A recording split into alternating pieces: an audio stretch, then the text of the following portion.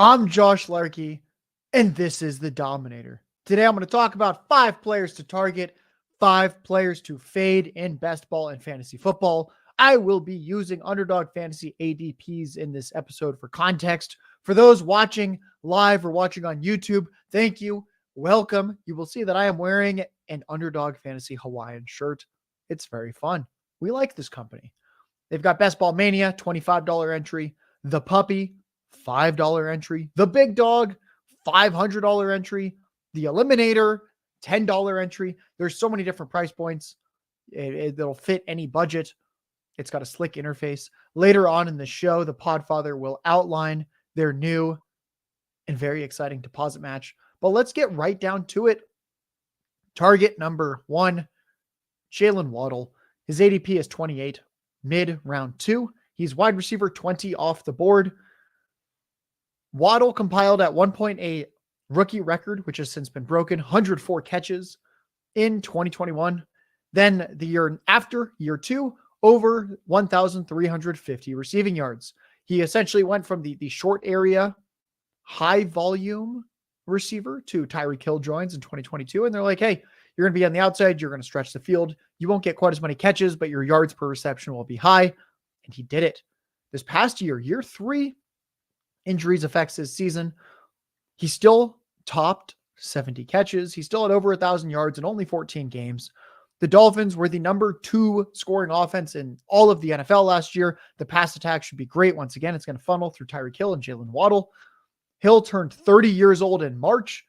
He suffered a calf injury last year. I certainly hope Tyreek Hill stays healthy, but there's a good chance he's going to miss time due to injury in some form. He's really old. Speedy receivers often do not age very gracefully. Waddle looks like at least a fantasy wide receiver 2 in fantasy football, if not more. Again, he goes at wide receiver 20. So already we like that, but he has true top 5 upside at the position if anything happens to Tyreek Hill due to injury. Round 3 of best ball drafts, I don't know why you wouldn't take him. The floor looks good. The ceiling looks good as well. You know that individually he can have an elite top 2, top 3 positional finish, which is what we want in these tournament settings on Underdog. I like Jaylen Waddle. Now, one player that I'm fading, we're trying to get one of the spicy ones out of the way. I've talked about him a couple times in the past, and we're going to talk about him in the context of why I rarely draft in round 1, Justin Jefferson. His ADP is pick 5, 4th receiver off the board. Now, let's talk about the good. Justin Jefferson quietly set a career high last year with 107 receiving yards per game. Oh, wow. That is despite leaving 2 games early due to injury. And there's also the fun stat floating around. It's like, oh, in 4 games without Kirk Cousins, Justin Jefferson actually had pretty good average stats. Let's unpack that. In that 4-game sample, which is, again, just a 4-game sample last year, 2 of those games were against the Lions, who had a terrible pass defense. Sure enough, he had at least 23 half PPR, the scoring format of Underdog, 23 half PPR fantasy points or more in both those games versus Detroit. We love that. Then he faced the Bengals. They were another bottom 3 pass defense last year. They allowed the most yards per pass attempt in the NFL on defense. And in that game, he had 12 fantasy points. That's fine. And then the 4th game, Green Bay, middle of the road pass defense. He only had 8 fantasy points. So essentially he destroyed the Lions in those 2 games, was fine versus the Bengals, and didn't do much versus the Packers. Those 3 good games were with Nick Mullins throwing for at least 300 yards each time. And it's going to be J.J. McCarthy this next year. Now, in half PPR scoring, we want high yardage. We want touchdowns. J.J. McCarthy looks like, at least as a rookie, he's probably going to be more of a game manager. I don't think he's going to be throwing very often. I don't think he's going to be throwing aggressively downfield too often either. Right now, I'm expecting a slightly below average pass attack for volume of passes because it's the rookie quarterback. Jordan Addison and TJ Hawkinson are pretty significant target competition. Veteran running back Aaron Jones is a little bit of target competition. Now, I've talked before about how rookie quarterbacks generally don't throw for a lot of touchdowns because offensive coordinators are often conservative with young quarterbacks in the red zone. J.J. McCarthy was taken pick 10. He was the 5th quarterback off the board. We will say he is a good, not great round 1 prospect. And I just don't think he breaks the mold of rookie quarterbacks not throwing for a lot of touchdowns in general. I have myself bet the under on Justin Jefferson's season-long receiving touchdowns prop. I took him under 8.5 touchdowns. You need touchdowns in half PPR. And 12 of the past 13 receivers to reach 9 or more touchdowns in a season, that's over the past 2 years. 12 of the past 13 receivers to do it played on teams with at least 25 passing touchdowns to go around. That's above average. Essentially, and this makes sense, if you're a receiver and you want to catch touchdowns, you need a quarterback who will throw them. Generally, you needed at least 25 passing touchdowns to have a good chance at having receiving touchdowns in a voluminous number. And JJ McCarthy's pass touchdowns prop is 20.5. I would even lean slightly under on that, if anything. He's probably throwing for 20 touchdowns. That is not a lot. Jefferson's probably going to catch 4, 5, 6 of them, maybe 7 if he's lucky. The betting markets are basically letting us know that the Vikings, this is not the high-scoring pass attack to target. So early in round 1, I'm not taking Jefferson very often. I will usually take Amon-Ra St. Brown at wide receiver or other guys that go later, Breece Hall and Bijan Robinson at running back. Now, for those out there that are playing Dynasty, that have the rookie drafts coming up or in the middle of them, I have free rookie rankings with player write-ups. I have a color-coded cheat sheet that you can take. It's all free. It's linked in my Twitter bio. I'm Josh Larky. Twitter is at JLarky Tweets. We're going to keep shuttling along. Target number 2, Jonathan Brooks. His ADP is 94. That's the 27th running back off the board. Think about him as someone that is going in the 8th round of your underdog drafts. Dynasty, there's a little concern that he only started 1 year in college and tore his ACL during that season. But for best ball, we just want that one special season. I think he might be able to give us one good season at the very least this year. Now, he's supposed to be ready for week 1 of the season. His ACL recovery is on schedule. And the Panthers traded up in round 2 of this recent NFL draft for Jonathan Brooks. And usually what a team trades up to be the first team to take a running back in the NFL draft, that means 2 things. 1, they like this running back. 2, they do not like their current running backs. What a surprise. Veteran Miles Sanders was awful last year. He was a huge disappointment. And that is why 4th round pick from 2021, Chuba Hubbard, ended up getting a career high 238 carries and 39 receptions. That's a lot of volume. The year before, he didn't have 238 carries. He had 95. He didn't have 39 catches. He had 14. Essentially, Chuba Hubbard was out of necessity getting nearly 300 total touches last year. I think we can pretty much assume most of that Chuba Hubbard workload just goes, here you go, Jonathan Brooks, have fun, enjoy that. Brooks as a player draws comparisons to guys like Tony Pollard, to Aaron Jones with his play style. The new head coach of the Panthers, Dave Canales, spent the past 2 seasons resurrecting the careers of Geno Smith in 2022. Helps the Seahawks have a top 10 offense overall.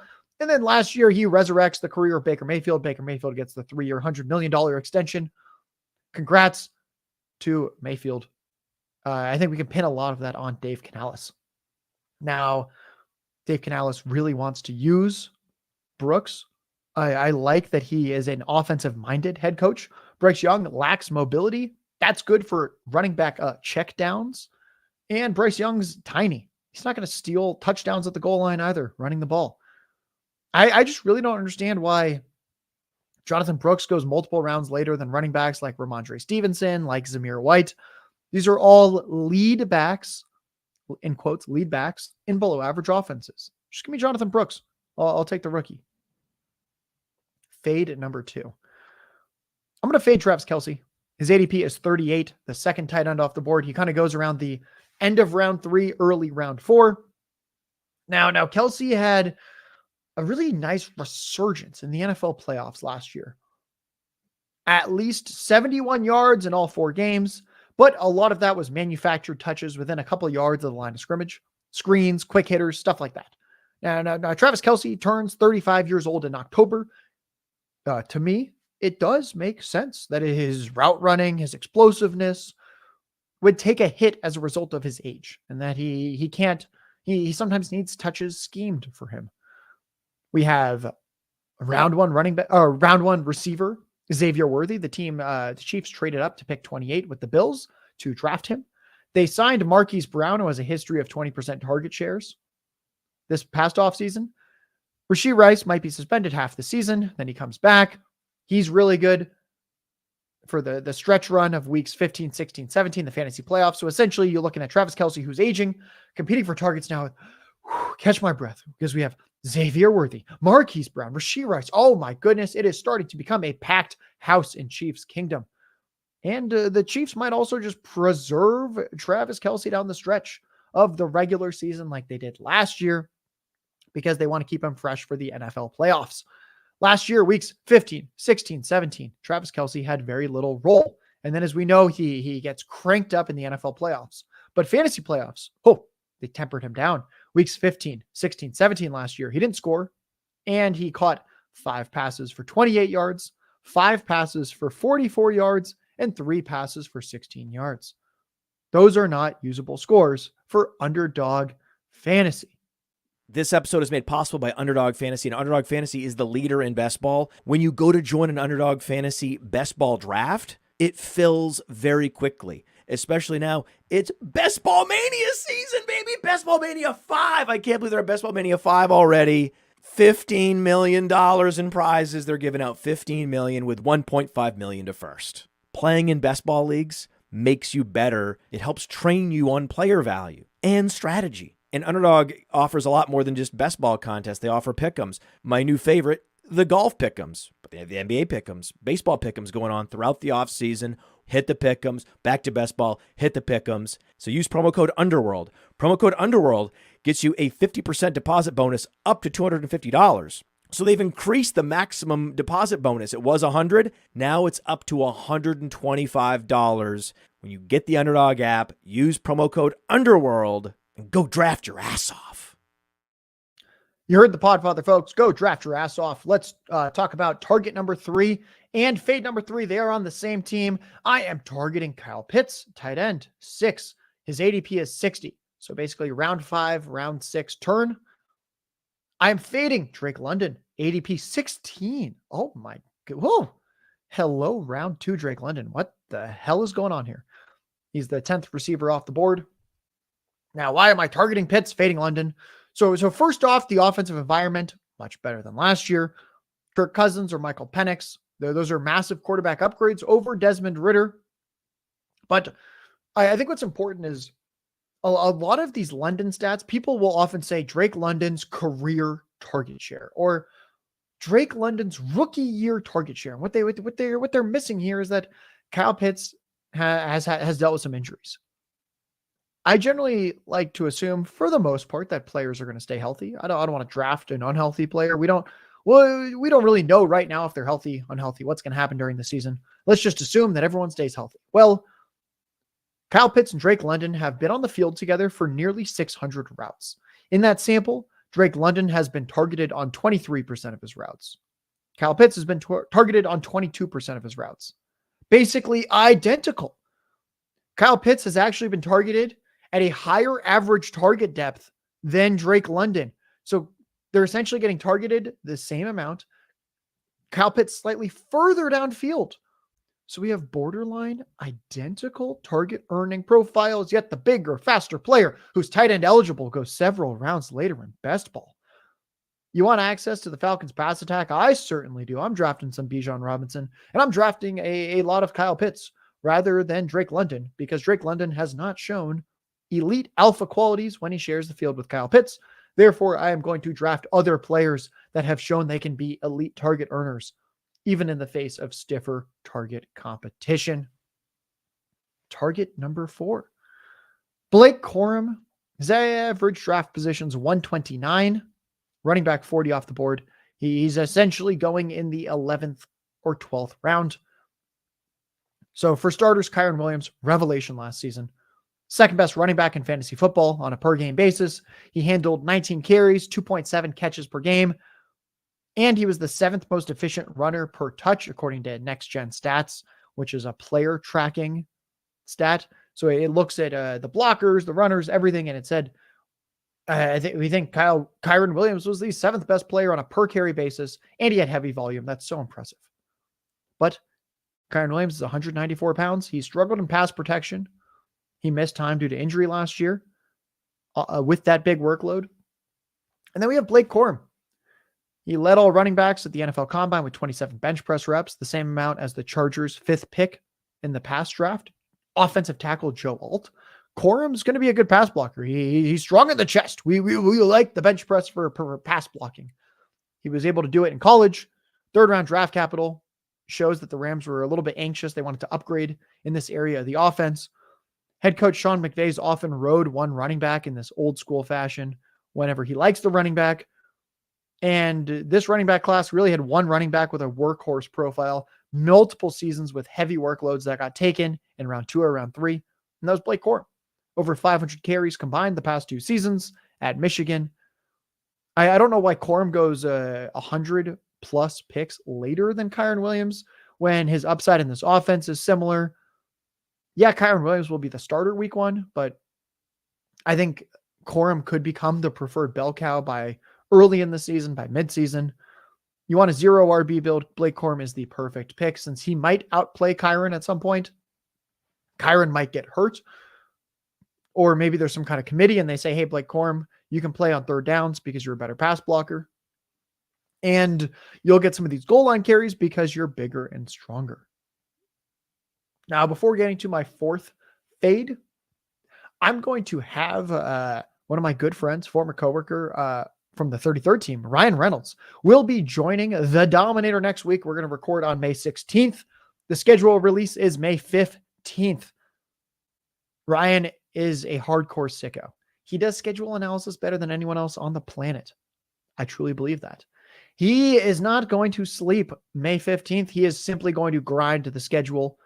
He's going to find micro edges. He and I are going to discuss the schedule and all of those edges on May 16th for the Dominator. And we'll have a nice big announcement during that show as well. Shh. Stay tuned. Fade 4, Raheem Mostert. He goes at pick 92. That's in the 8th round. Running back 26. Now, Raheem Mostert is 32 years old. By far the oldest, in quotes, starting running back in the NFL.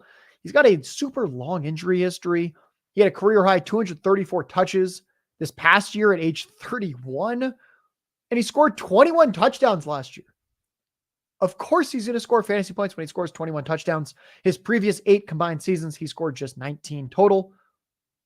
Raheem Mostert doesn't catch a lot of passes, so he really needs those long touchdown runs. He can lose his job or get outplayed by Devon Achane or by new round 4 rookie who also has 4.3 speed, Jaylen Wright. So he could just straight up get outplayed. I don't trust his position on the depth chart. He's 32, the injury history. There's so much going on here. I think Raheem Mostert could very well just be a straight up 0. And I think there's just a lot of other options that have similar upside with less downside risk for your best ball teams. Now I've got one more target, one more fade. The last fade, I'm so passionate. I'm so passionate about it. I'm also so passionate about my 5th target, Caleb Williams. ADP 95, quarterback 11 off the board. Caleb Williams has a historic supporting cast for a 1st overall pick. DJ Moore, Keenan Allen, 9th overall pick in the recent draft, wide receiver Rome Odunze, maybe the NFL's best receiving trio. And Caleb Williams reportedly ran a 4.56 40-yard dash, which is 94th percentile for quarterbacks. He's got real rushing upside to pair with the elite arm talent, to pair with the receivers. And the way I see it is we've got a dual threat quarterback with Caleb Williams and an awesome supporting cast. I don't really know why guys like Dak Prescott, Jordan Love go ahead of him. I don't even think Prescott and Love are bad picks. I'm just kind of like, I'd rather take Caleb Williams. And it's just so unprecedented for a quarterback with this talent profile to go to such a good landing spot. I talked about this on the NFL draft stream for PlayerProfiler a couple weeks ago. Since it was in Detroit, Detroit's current quarterback is Jared Goff. Jared Goff was another 1st overall pick. The Rams took him in 2016. When he joined that Rams team, it was a barren cupboard for receivers. Nobody on that team had ever had 800 yards in a season receiving when Goff joined the Rams. Just dudes, random dudes. Caleb joins the Bears, where Keenan Allen and DJ Moore have 12 combined seasons of at least 800 receiving yards. And we have Rome Odunze joining, and Cole Kmet's not half bad as a tight end. And if Cole Kmet gets hurt, that's okay, because Gerald Everett is also a good pass catcher at tight end. And DeAndre Swift is a good pass catcher at running back. And if he gets hurt, they also have Roschon Johnson, who's a good pass catcher at running back. Oh my goodness. So much talent, so much depth for the skill players. I think we could see 4,000 passing yards, 400 to 500 rushing yards, 25 to 30 total touchdowns for Caleb Williams, and that would be a top 5 finish at the quarterback position. Folks, before I get to my 5th and final fade, I'm Josh Larky. This is the Dominator, at JLarky Tweets on Twitter. If you want my free Dynasty rookie rankings and player write-ups for over 50 rookies, color-coded cheat sheets for 1 quarterback and superflex formats. 5th and final fade to close out the show. Oh boy, let's fade Michael Pittman. His ADP is 30, the 21st receiver off the board. He goes basically in the 3rd round of underdog drafts.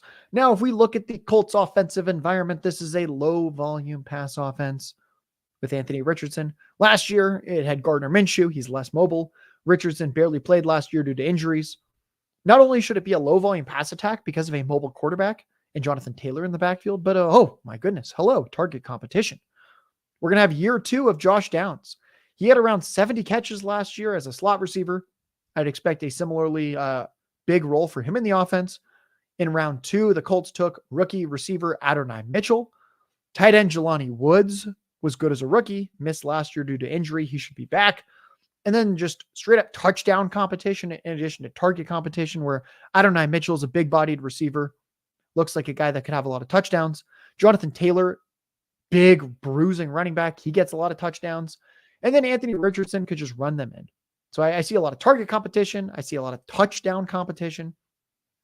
Michael Pittman hit 20 fantasy points in half PPR just one time last year. The high watermark was 22 points for him. So in underdog, when you really want this like really high weekly ceiling, Michael Pittman just doesn't have that in this type of offense. He's not that type of receiver. 79 different running backs, receivers, tight ends, essentially flex players. 79 different flex players had a game last year with more than Michael Pittman's high water mark of 22 fantasy points last year. Michael Pittman does not win you a single week.